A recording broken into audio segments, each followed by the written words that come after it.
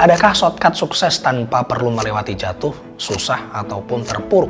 Jawaban normal para pebisnis senior, ya kita harus temukan macam-macam caranya melalui pengalaman jatuh, pengalaman terpuruk, sebagai modal awal lah untuk sukses. Harus menghabiskan jatah gagalnya dulu sebelum sukses. Ternyata itu tidak sepenuhnya benar. Terus apa yang harus dilakukan? Ya, mari kita bahas. Gagal itu keharusan yang justru perlu dilalui loh. Kalau nggak pernah gagal gimana mau sukses gitu kan? Mumpung masih muda, habisin kuota gagalnya sekarang. Jadi nanti udah tinggal sisa kuota suksesnya. Jadi coba banyak hal, selalu bilang iya pada setiap kesempatan.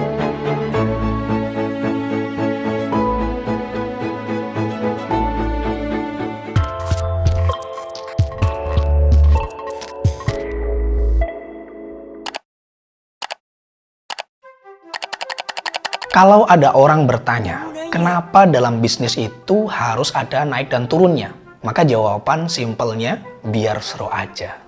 Coba bayangkan, dengan sebegitu kompleksnya suatu pekerjaan atau perusahaan, itu perintilan-perintilan lainnya loh banyak. Ada divisi operasional, ada divisi marketing, human resource, dan sebagainya, dan sebagainya. Jika tidak ada tantangan dan dinamika bisnisnya, penyakit jenuh pasti akan datang menyerang kita, pasti. So, jika kita tidak tahu tantangan dan dinamikanya, maka yang perlu kita siapkan adalah there is no shortcut to be success without hard work.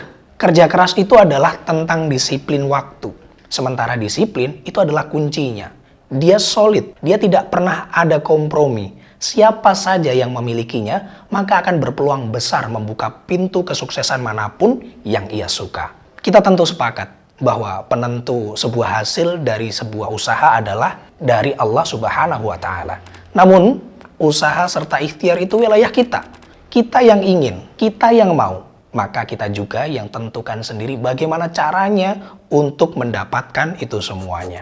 Karena hidup adalah tentang pilihan, baik atau buruk, nanti atau sekarang, begini saja atau mau yang lebih dari ini, kitalah yang kontrol. Kemampuan kita untuk menentukan adalah kerja keras kita, ikhtiar kita. Nah, ini yang akan kita diskusikan tentang mood atau tentang semangat kerja keras. Etos kerja yang sungguh-sungguh.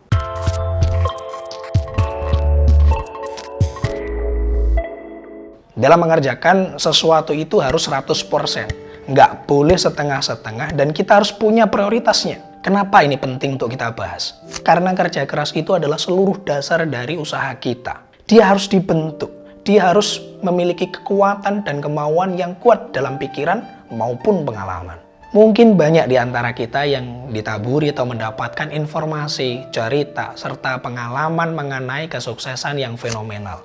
Entah itu pengusaha, entah itu politisi, dan lain-lain. Tapi yang pasti, yang menentukan bagi kita itu adalah jumlah data dan ilmu pemahaman yang kita punya menuju sukses itu lebih penting. Lebih dari itu, ada hal menarik yang kadang kita tidak dapatkan adalah mempelajari pola suksesnya atau mencari titik persamaannya itu. Karena jelas, kesuksesan mereka itu selalu disandarkan pada etos kerja terhadap semangatnya itu. Sebenarnya kita itu bukannya tidak bisa sukses. Tidak, kita itu cuma tidak ada datanya di dalam otak kita. Sudah tidak ada pengalaman sukses, tidak ada ilmu atau pemahaman tentang sukses. Sehingga sukses itu hanya sekedar cita-cita. Membingungkan, tidak ada realitas yang tercapai. Nah, pola apa yang harus kita pelajari? Apa yang seharusnya kita tarik menjadi benang merahnya? Yang paling gampang itu adalah setiap kita ada kesempatan, maka kita upayakan 100% dari seluruh kemampuan kita. Jika itu sudah jadi bagian dari disiplin kerja kita, maka itulah yang dinamakan dengan definisi kerja keras. Saya kasih contohnya. Ada sebuah lowongan kerja, seorang tenaga IT di sebuah kampus besar. Dituliskan kriteria yang diinginkannya adalah laki-laki, punya pengalaman, dan sebagainya, dan sebagainya. Ada teman saya, seorang perempuan, dia tidak bisa IT. Maka apakah tetap akan melamar pekerjaan tersebut? Jawabannya, iya. Dia mengupayakannya 100% dengan apa yang dia punya. Dengan cara mengikuti kursus IT, belajar sana-sini, dan sebagainya, dan sebagainya. Alhasil, justru dia yang diterima dari sekian ratus pelamar laki-laki. untuk mengisi lowongan pekerjaan tenaga IT di sebuah kampus besar. So, untuk memutuskan ikut workshop atau ikut pelatihan itu wilayah kita. Memasukkan lamaran kerja itu wilayah kita. Sementara keputusan diterima atau tidaknya, itu baru wilayah Allah Ta'ala.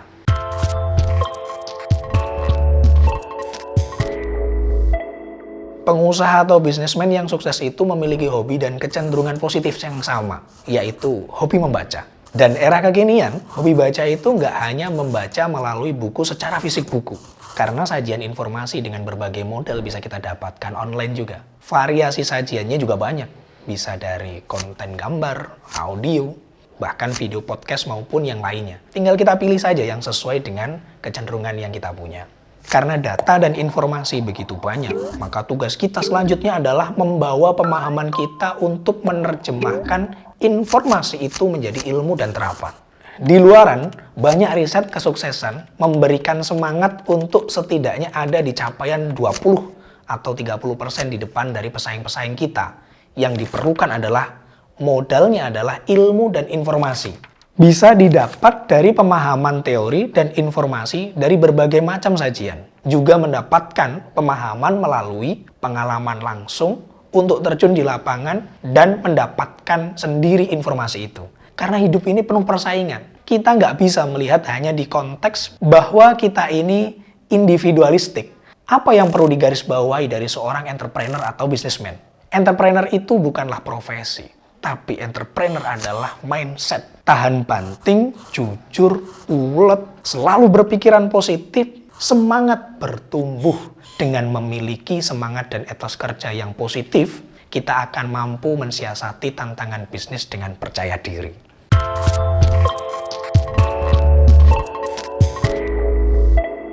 Terakhir, kita juga harus bekali dengan kesadaran bahwa hidup di dunia ini adalah bagian dari skenario terbaik yang Allah berikan kepada kita. Kenapa Allah membuat hidup kita sebegitu menariknya? Kita harus naik turun, khususnya dalam berbisnis, pekerjaan. Bahkan terkadang sampai ke titik terendah kita. Mungkin karena kita lupa. Dan ini cara Allah, bentuk kasih sayang Allah yang mulia, agar hamba-hambanya selalu ingat padanya. Istiqomah. Saya Bayu Veda.